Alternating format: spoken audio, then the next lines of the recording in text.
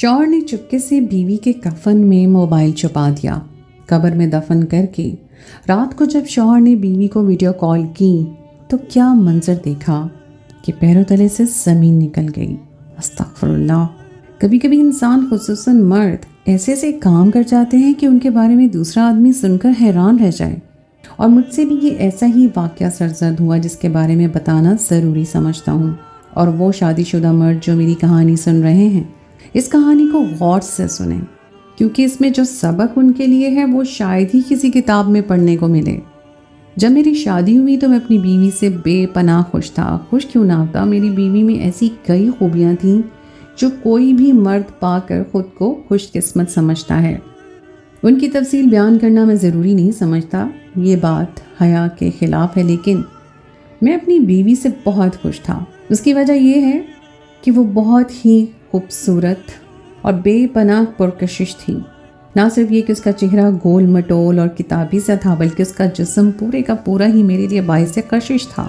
मैं जब भी उसे देखता तो मेरे मन में हज़ारों बिजलियाँ गिरने लगती थीं, और यही वजह थी कि मैं उसे बेपनाह मोहब्बत करता था। लेकिन शादी के 15 दिन बाद जब मैं एक सुबह उठा तो मेरी अम्मा ने बताया कि तुम्हारी बीवी अपने मायके चली गई है, उसकी तबीयत बहुत ख़राब थी। ये बात मेरे लिए हैरान कुन थी, क्योंकि मैं अपनी बीवी के मायके वालों को अच्छे से जानता हूँ। वो कभी भी अपनी बेटी को मेरी इजाज़त के बिना वहाँ ना जाने देते। लेकिन खैर, वो सुबह सुबह के वक्त घर से चली गई थी। तकरीबन 1 घंटे बाद मुझे एक अंधोपनाक खबर मिली, और वो ये खबर ये थी कि मेरी बीवी इस दुनिया से कूच कर गई है। उसका एक खौफनाक एक्सीडेंट हुआ है, जिसके बाद वो अपनी ज़िंदगी से हाथ धो बैठी है। मैं तो बस रोने के अलावा क्या कर सकता था। मुझे उसकी मौत की खबर की तस्दीक भी हो चुकी थी। मैं बहुत परेशान था और आंखों से बस आंसू बह जा रहे थे, और तो मैं कुछ नहीं कर सकता था। तभी मुझे ख्याल आया कि मुझे अपनी बीवी की तदफीन में भी जाना होगा। भले मैं बहुत गमगीन था, मेरे दिल में बेपनाह गम था। अपनी बीवी की वफ़ात की खबर सुनकर मुझे खुद पर काबू नहीं रहा था। मेरे दिमाग बहुत अजीब अजीब बातें सोच रहा था।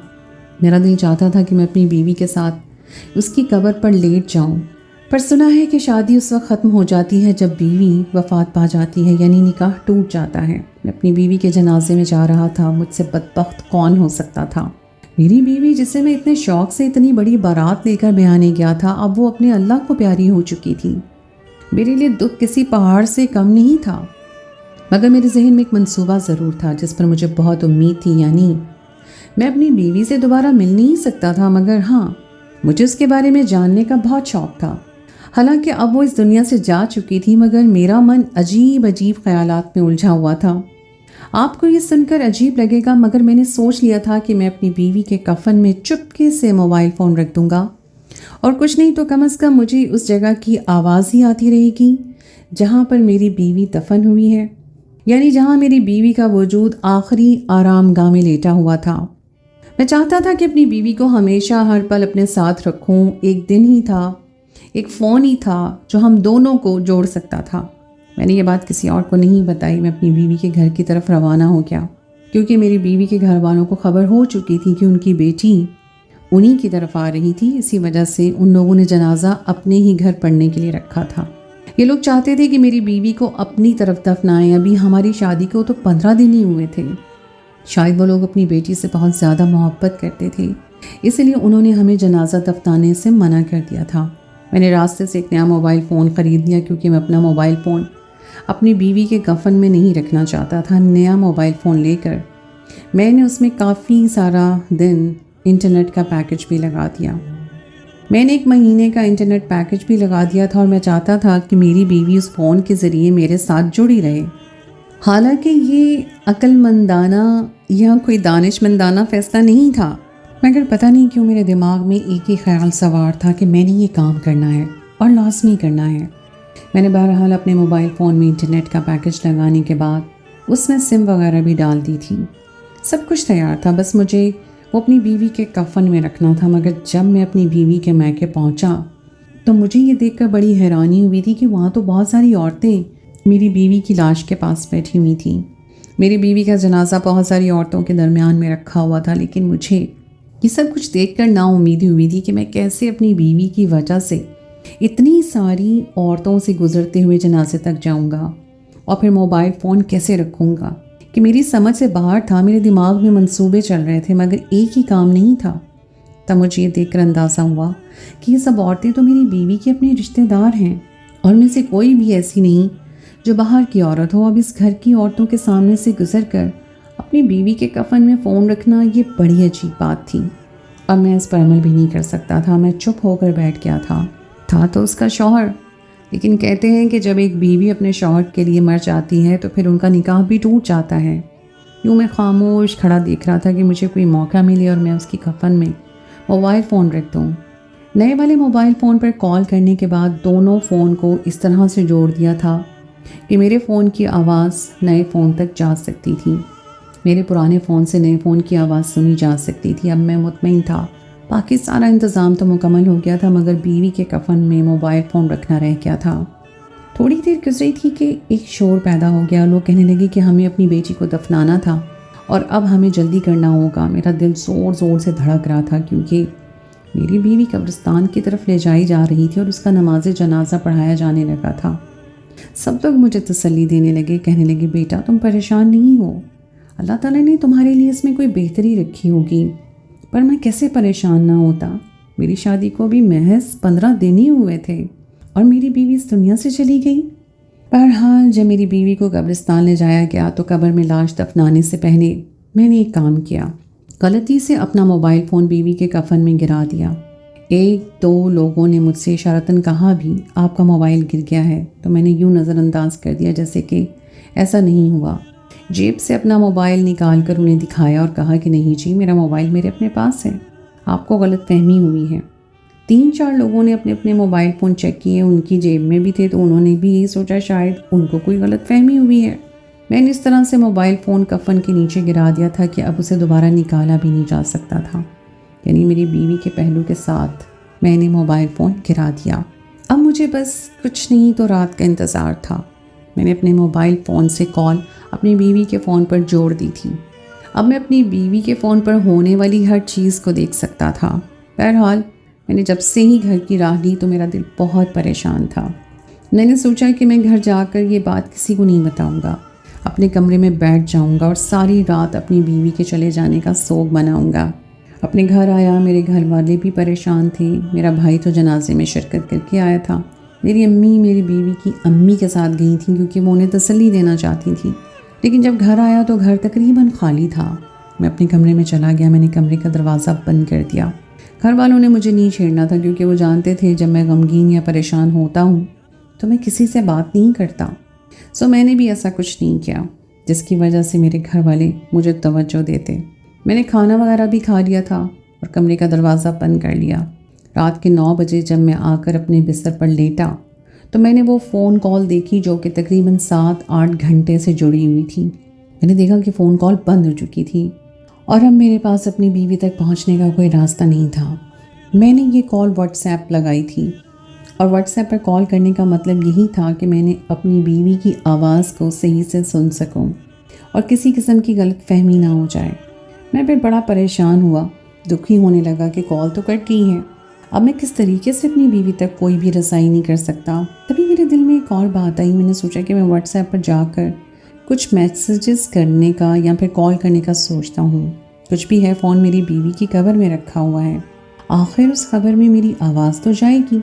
मैं तो दिल में यही सोच रहा था। मैंने ये नहीं सोचा था कि मेरी बीवी मुझे कोई जवाब भी नहीं देगी और मेरा कॉल उठाएगी। ज़ाहिर है एक मुर्दा इंसान से कभी आप ये तवक्को नहीं कर सकते कि वो आपका फ़ोन उठाएगा।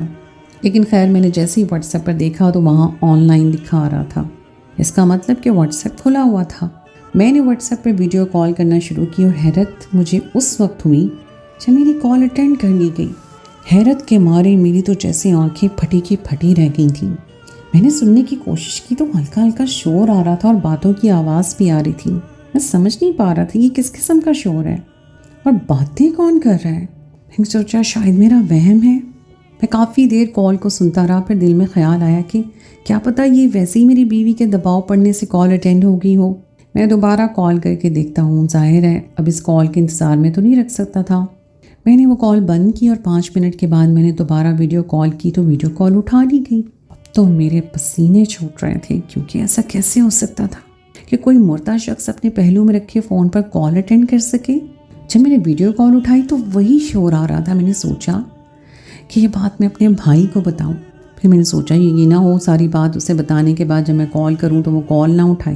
मैंने दोबारा से कॉल काटी, जाकर अपने भाई को बुला लाया। मेरे भाई का नाम फलक था। वो ऐसी बातों पर यकीन नहीं करता था। मैंने जो बात भाई को बताई तो वो भी हैरान हुआ। मैंने फिर उसे सारी कहानी सुनाई कि मैं ज़रा बीवी की कब्र में फ़ोन छोड़ आया हूँ और जब वीडियो कॉल कर रहा हूँ तो उस पर वीडियो कॉल उठाई जा रही है, यानी वो वीडियो कॉल को अटेंड करती हैं लेकिन बात नहीं होती। ज़ाहिर है बात कैसे होगी, मेरी बीवी तो मर चुकी थी, लेकिन फिर भी वीडियो कॉल का अटेंड होना अपने आप में एक बहुत बड़ा मामला था। मैंने अपने भाई फलक को बता दिया कि ऐसा 2 बार हो चुका है। फलक भी हैरान था, कहने लगा अब तुम दोबारा वीडियो कॉल करके देखो, अभी भी अगर उसने अटेंड कर ली तो फिर हम इस पर कोई ना कोई एक्शन लेंगे। फलक को देखकर मैं हैरान हो गया। फलक मेरे भाई, अब हम क्या कर सकते हैं? वो तो फ़ोन कवर में है, क्या पता फ़ोन अटेंड हो रहा हो गलती से। अच्छा ऐसा करता हूँ कि मैं उसे फ़ोन पर कॉल करके देखता हूँ, हो सकता है व्हाट्सएप वाली का कॉल गलती से अटेंड हो जाती हो दबाव पड़ने की वजह से, लेकिन अब मैं उसे फ़ोन पर कॉल करूँगा। फ़ोन वाली कॉल तो बाकायदा हाथ लगा कर उठानी पड़ती है ना? हाँ तुम सही कह रहे हो, वो दबाव पड़ने से अटेंड नहीं हो सकती, तुम उसे फ़ोन पर कॉल करके देखो। फलक ने कहा तो मैंने ऐसा ही किया और जब मैंने फ़ोन पर कॉल की तो ये देखकर मेरी हैरत की इंतहा ना रही कि फ़ोन वाली कॉल भी अटेंड हो गई थी। अब तो मैं और फलक दोनों ही हैरत में गिरफ्तार थे। इतनी ज़्यादा हैरत मुझे आज से पहले कभी नहीं हुई थी। फलक ने मुझे बताया कि ये तो मामला ख़राब लग रहा है, हमें जाकर भाभी की कब्र खोदनी चाहिए। कब्र खोदेंगे तभी तो अंदाज़ा होगा कि अंदर क्या हो रहा है। ऐसा नहीं होता, या तो किसी ने तुम्हारा मोबाइल फ़ोन चोरी कर लिया है या तो फिर तुम्हारा फ़ोन कवर्स में है तो उस कवर में कुछ ऐसा हो रहा है जिसकी वजह से कॉल बार बार अटेंड हो जाती है। मैं और फलक ये बात कर ही रहे थे कि हमें मेरी बीवी के फ़ोन से मिस कॉल आई और कॉल देखकर हमारे रोंगटे खड़े हो गए, क्योंकि मुर्दा तो कॉल मिला नहीं सकता। कॉल आई और फिर बंद हो गई। मैं और फलक दोनों उठे, मैंने गाड़ी निकाली, कहने लगा एक मज़दूर को भी लेकर चलते हैं, कब्रिस्तान में जाकर भाभी की कब्र खोलते हैं। अगरचे वो कब्रिस्तान मेरी बीवी के मायके के घर वालों के पास था, लेकिन फिर भी मैं और फलक किसी भी किस्म का रिस्क लेने को तैयार थे, क्योंकि हमें बस सच्चाई तक पहुंचना था। मेरे दिल से अपनी बीवी का गम अब हल्का हो रहा था। एक उम्मीद सी थी कि मेरी बीवी कहीं ना कहीं मौजूद है। खैर मैं फलक के साथ जब अपनी बीवी के कब्रिस्तान में गया तो कब्र पर ताज़ा मिट्टी पड़ी हुई थी। हम लोगों ने फ़ौरन मिट्टी हटाना शुरू कर दी। हमारे साथ एक मज़दूर भी था जिसे हम रास्ते से अपने साथ लाए थे। वो भी बिना कोई बोल चाल किए हमारे साथ खड़ा कब्र खुदवाने में हमारी मदद कर रहा था। सो हमने ऐसा ही करना शुरू कर दिया। हमें ये डर था कि कहीं मेरी बीवी के घर वाले ना आ जाएं, मुझसे पूछना ना शुरू कर दें कि ये तुम क्या कर रहे हो। डर भी लग रहा था, मगर जाहिर है मुझे कुछ ना कुछ तो करना ही था। मैं अब इस तजस्सुस को अधूरा तो नहीं छोड़ सकता था। तभी मुझे मेरे भाई ने बताया कि कब्र से सिले हटाने में आवाज़ आएगी, इसलिए हम लोगों ने बड़ी खामोशी के साथ ये काम करना था। खुदा खुदा करके जैसे ही हमने कब्र की सिलें हटाई तो अंदर का मंजर देखकर हमारे तो कदमों तले से ज़मीन निकल गई। मैंने तो जो देखा था उसके बाद मेरा दिल धक धक कर रहा था और मुझे अपनी आंखों पर यकीन ही नहीं आ रहा था। मैंने अपने भाई को चुटकी काटी और पूछा कि क्या मैं ख्वाब देख रहा हूँ? वो हकीकत है, वो सच है? ऐसा तो नहीं कि ख्वाब देख रहा हूँ। यकीन माने आपको मेरी बात लग रहा होगा कि बहुत बढ़ा चढ़ा कर पेश कर रहा हूँ, मगर ऐसा कुछ भी नहीं। जब एक घर में मौत जैसी वीरानी छा जाती है उसके बाद आप कोई ऐसा मंजर देखें तो इंसान ज़ाहिर मारे हैरत की आंखें खुली रखने के सिवा और कुछ नहीं कर सकता। हम लोगों ने कब्र बंद करने की जहमत नहीं की थी, क्योंकि मुझे उस वक्त बहुत ज़्यादा गुस्सा आ रहा था। मैंने सोच लिया था कि अब अगर मेरी बीवी के घर वाले मुझसे जो भी बात करेंगे मैं उन्हें कोई सीधा जवाब नहीं दूंगा, बल्कि जो कुछ उन्होंने मेरे साथ किया था उसके बाद मेरा भी जवाब देना बनता नहीं था। मगर हैरत तो मुझे उस वक्त हुई जब मेरी बीवी के वालिद साहब हमें दरवाजे पे ही मिले और बोले, बेटा तुम यहाँ कैसे? मेरा दिल चाहा कि मैं उनसे पूछूं कि आपने हमारे साथ इतना बड़ा धोखा क्यों किया, मगर मैं खामोश हो गया था। वो भी बड़े हैरान हुए कि हम लोग कैसे उन्हें नज़रअंदाज किए जा रहे हैं। फिर मेरे भाई फलक ने मुझे एक बात कही जो कि बड़ी ज़रूरी भी थी और उससे सच्चाई का पता लग सकता था। कहने लगा, यार तुमने अपने ससुर के चेहरे पे उदासी देखी है? वो उदासी तो बहुत ज़्यादा गहरी थी। हमें ऐसा नहीं सोचना चाहिए जैसा हम सोच रहे हैं। हमें तुम्हें اپنے دوست انسپیکٹر خضر کے پاس لے کے چلتا ہوں. ہم اس کے ساتھ سارا معاملہ بیان کریں گے تو وہ ہمیں کوئی اچھا ہی مشورہ دے گا. تم فکر نہیں کرو، سب کچھ ٹھیک ہو جائے گا. فلک کے کہنے پہ میں اس کے دوست ایس پی خضر کے پاس گیا، جو کہ بہت بڑا انسپیکٹر تھا. اس نے آج تک کئی کہانیوں کو سچ نکال کر لایا تھا اور وہ سچ تک پہنچنے کا ہنر بڑے اچھے سے جانتا تھا. ہم لوگوں نے انسپیکٹر خضر سے کہا کہ ہمارے ساتھ جو واقعہ ہوا ہے وہ ناقابل بیان ہے، لیکن آپ ہماری مدد کریں گے تو ہمیں سچ تک پہنچنے میں مدد ملے گی. انسپیکٹر صاحب کو میں نے وہ موبائل دیا اور کہا کہ آپ اس کو دیکھیں. اس کے اندر جو کالز آئی ہیں وہ میری بیوی کے فون سے آئی ہیں، اور میری بیوی اب اس دنیا میں نہیں رہی، وہ تو جا چکی ہے. وہ تو اس دنیا سے جا چکی ہے، لیکن اس کے فون پر سے کال آئی ہے اور اس نے میرے فون اٹینڈ بھی کیے ہیں. اس کا مطلب ہے کہ میری بیوی زندہ ہے. میں انسپیکٹر خضر کو جو باتیں بتا رہا تھا ان کی سمجھ میں نہیں آ رہی تھی. کہنے لگے کہ میاں، میں نے آج تک بہت سارے کیس دیکھے ہیں، ہزاروں کہانیوں کے پیچھے چھپے جھوٹ کے پردے کو میں نے چاک کیا ہے، لیکن جو تم بتا رہے ہو وہ بات ناقابل یقین ہے. ایسا ہو نہیں سکتا کہ تم کسی مردے کے ساتھ فون رکھ دو اور لوگوں کو نظر نہ آئے. انہیں بڑی مشکل سے میں نے یقین دلایا کہ میں جو کچھ کہہ رہا ہوں وہ سچ کہہ رہا ہوں. اس میں 1% بھی جھوٹ نہیں ہے، کیونکہ وہ فلک کے دوست بھی تھے، اس لیے انہوں نے میری بات پر یقین کر لیا اور میری مدد کرنے کی حامی بھری. بولے کہ تم مجھے 2 دن کا وقت دو، میں تمہیں ساری تفصیلات بتاؤں گا اور تمہیں ساتھ لے کر جاؤں گا تاکہ سچ تو اپنی آنکھوں سے دیکھ سکو. مجھے تو شک ہے تم سچ دیکھ کر پتہ نہیں وہ سچ کو جذب بھی کر پاؤ گے اپنے من میں یہ نہیں. انسپیکٹر خضر کی چھٹی حس ظاہر ہے کچھ بتا رہی تھی، تبھی انہوں نے میرے ساتھ ایسی بات کی جو میں نے ان سے مزید کچھ نہیں بولا اور کہا کہ ٹھیک ہے، آپ جو کہیں گے میں وہی کروں گا. 2 دن کے بعد خضر صاحب نے خود ہی فون کیا. کہنے لگے کہ آپ لوگوں نے جو بھی کرنا ہے آپ کر لیجئے، لیکن اس سے پہلے میں آپ کو جو بات بتاؤں گا آپ نے غور سے سننی ہے، اور اس کے بعد میں اس کہانی کا سد باب کروں گا. کسی قسم کی رپورٹ میں درج نہیں کروں گا. وعدہ کریں کہ آپ لوگ میرے کہے ہوئے پر عمل کریں گے. خضر صاحب کی بات پر عمل کرنے کے علاوہ ہمارے پاس چارہ ہی کیا تھا. اگلے دن وہ مجھے اپنی گاڑی میں بٹھا کر تھانے سے دور کہیں جگہ پر لے گئے. بولے کہ میں تمہیں ایسی جگہ لے کر جاؤں گا جہاں یہ موبائل فون پڑا ہے. یہ موبائل فون اب اس کور میں نہیں ہے جہاں تم نے چھوڑا تھا، بلکہ ایک عالی شان بنگلے میں ہے، اور اس بنگلے میں اور کون ہے یہ میں تمہیں بعد میں بتاؤں گا، لیکن وہ فون وہاں کیوں ہے یہ بات بڑی حیرت کی ہے. اس بات کو سمجھنا نہ صرف تمہارے لیے ضروری ہے بلکہ ہمارے لیے بھی بڑا ضروری تھا. اب جو کچھ سچ کھلے گا تو سبھی کی آنکھیں مارے حیرت کے پھٹ جائیں گی، نہ صرف تمہاری بیوی کے گھر والوں کی اور تمہارے گھر والوں کی بھی. خضر صاحب نے مجھے گاڑی میں بٹھایا. ہم لوگ ایک عالی شان بنگلے کے سامنے جا کر رک گئے. خضر صاحب نے مجھے کہا کہ تم گاڑی سے باہر نہیں آؤ گے جب تک کہ میں تمہیں آنے کے لیے نہ کہوں. تبھی خضر نے وہ گاڑی کا دروازہ کھولا اور اس گھر کے سامنے جا کر کھڑے ہو گئے. ظاہر ہے وہ پولیس کے یونیفارم میں تھے. دروازہ کھولنے سے سامنے والے انکار کر دیا. خضر نے کہا کہ میں تمہارے وارنٹ گرفتاری لے کر آیا ہوں. اگر تم نے دروازہ نہیں کھولا تو بہت برا بھی ہو سکتا ہے. میں کل نفری لے کر آؤں گا، پھر میں تمہیں ذلت کے ساتھ اس گھر سے لے کر جاؤں گا، تو بہتر ہے کہ یہ تم دروازہ کھول دو.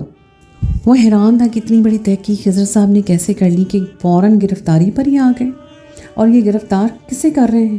خیر دروازہ کھلا تو ایک نوجوان گھر سے باہر نکلا. میں نے دیکھا وہ بالکل ہی عام سی شکل والا لڑکا تھا. عمر زیادہ بھی نہیں تھی، وہی 20-21 سال کا بچہ تھا، مگر اس کے چہرے پر معصومیت نہیں تھی. کسی عیاش باپ کے عیاش اولاد لگ رہا تھا. تمہاری اتنی ہمت نہیں ہے کہ تم مجھے پولیس میں اور تھانے میں لے جا کر ذلیل کر سکو. جو تمہیں چاہیے یہاں سے لے جاؤ، ویسے بھی مجھے اس سے کوئی مطلب نہیں ہے. اس لڑکے کی یہ بات سن کر انسپیکٹر نے مجھے باہر آنے کا اشارہ کیا. میں ناسمجھی میں ان کے ساتھ چل رہا تھا. لڑکے آ کر بتاؤ کہ وہ کہاں ہیں. میں نے دیکھا تو انسپیکٹر خضر اس لڑکے کو بڑے رعبدار انداز میں آرڈر کر رہے تھے. لڑکا ان کے ساتھ چلتا ہوا ہمارے ساتھ اوپر والی منزل پہ گیا. آخری دروازہ جب اس نے کمرے کا کھولا تو اندر دیکھ کے میری جان نکل گئی، کیونکہ میرے سامنے کوئی اور نہیں بلکہ میری بیوی بیٹھی تھی. وہ کرسی پر بیٹھی تھی اور کرسی کو رسیوں سے باندھا گیا تھا. یہ بات بڑی حیران کن تھی. اپنی بیوی کو وہاں سے چھڑانے کے بعد جب میں نے گاڑی میں بٹھایا تو مجھے ابھی بھی اسے ہمدردی تھی، مگر خضر صاحب کہنے لگے کہ یہ عورت ہمدردی کے قابل نہیں ہے. جس نے جو کچھ بھی کیا ہے وہ بہت ہی برا اور بہت ہی گھٹیا حرکت ہے. نہ اپنے ماں باپ اور اپنے شوہر کے ساتھ یہ حرکت عورت کو کرنی چاہیے، اور نہ ہی اپنے ساتھ. میں حیران تھا ابھی تک، مجھے تو سمجھ ہی نہیں آ رہا تھا کہ ہوا کیا ہے. بس مجھے اپنی بیوی مل گئی تھی، اسی بات پر میں شکر کر رہا تھا، کیونکہ جب میں نے قبر کھودی تھی تو قبر کے اندر سے مجھے کچھ بھی نہیں ملا تھا. میری بیوی نے جو بات بتائی وہ بہت دل دکھا دینے والی تھی، تو اس نے کہا کہ سب کچھ اس نے شہریار سے ملنے کے لیے کیا۔ شہریار نہیں چاہتا تھا کہ دنیا کے سامنے اسے قبول کرے، وہ اسے محبت تو کرتا تھا مگر اس کے بابا اس شادی کے لیے راضی نہیں تھے۔ شہریار اگر اس سے جیتے جی شادی کرتا تو شاید اس کا باپ اسے کبھی بھی اپنی زمین سے حصہ نہ دیتا، گھر دولت گاڑی نہ دیتا۔ شہریار نے اسے اندھا پیسہ دیا اور اسی پیسے کا استعمال کر کے اتنا بڑا ڈرامہ کیا گیا، اور پھر آخر میں میری بیوی کو ملا کیا سوائے دھوکے کے، اور کچھ بھی نہیں، کیونکہ نہ ہی وہ طلاق یافتہ تھی نہ ہی وہ بیوہ تھی۔ اگر وہ مجھے مار دیتی تو شاید پھر بھی شہریار اس کے ساتھ شادی کر سکتا تھا، لیکن شہریار شادی کرنے والی تو چیز ہی نہیں تھا، وہ تو اسے محض استعمال کر رہا تھا، جس نے اتنا بڑا ڈرامہ صرف اس لیے کیا کہ اس لڑکی کو کچھ دن کے لیے اپنے گھر میں رکھ سکے۔ بعد میں جب وہ شور کرنے لگی، جب اس سے پتہ چلا کہ میری تو شادی شہریار کے ساتھ ہو ہی نہیں سکتی، تو شہریار نے اپنی اوقات دکھانا شروع کر دی۔ اسے کرسی کے ساتھ باندھ دیا تھا کہ وہ شور نہ کر سکے، بھاگ نہ سکے۔ ظاہر ہے کچھ دن کے لیے شہریار نے اسے ٹشو پیپر کی طرح پھینک ہی دینا تھا۔ ہاں، اس فون کا اندازہ اس کو نہیں تھا کہ وہ تو اسے قبر سے نکال کر لے گیا تھا۔ ایک ایسے ہی خفیہ گاڑی میں شہریار نے میری بیوی کو قبر سے نکالا اور اسے بڑے سے بنگلے میں لے گیا، جس کی چمک دمک دیکھ کر میری بیوی جیسی عورتیں ہمیشہ پگھل جاتی ہیں۔ مجھے اپنی بیوی پر افسوس بھی ہو رہا تھا کہ یہ اس نے کیا کیا۔ ابھی تک میں اس کے قریب نہیں گیا۔ میں چاہتا ہوں آپ لوگ مجھے بتائیں کہ میں اس کا کیا فیصلہ کروں؟ کیا میں اسے رکھوں، غلطی سمجھ کر اسے معاف کر دوں، یا طلاق دے دوں؟ تو دوستو، یہ تھی میری آج کی کہانی۔ امید ہے آپ کو آج کی کہانی پسند آئی ہوگی۔ کہانی اچھی لگے تو اس کو لائک ضرور کیجیے، اپنی رائے کا اظہار کیجیے، کامنٹ سیکشن میں لکھنا مت بھولیے۔ سنو ذرا کو سنتے رہنے کا بہت بہت شکریہ۔ اگلی کہانی تک کے لیے مجھے دیجیے اجازت۔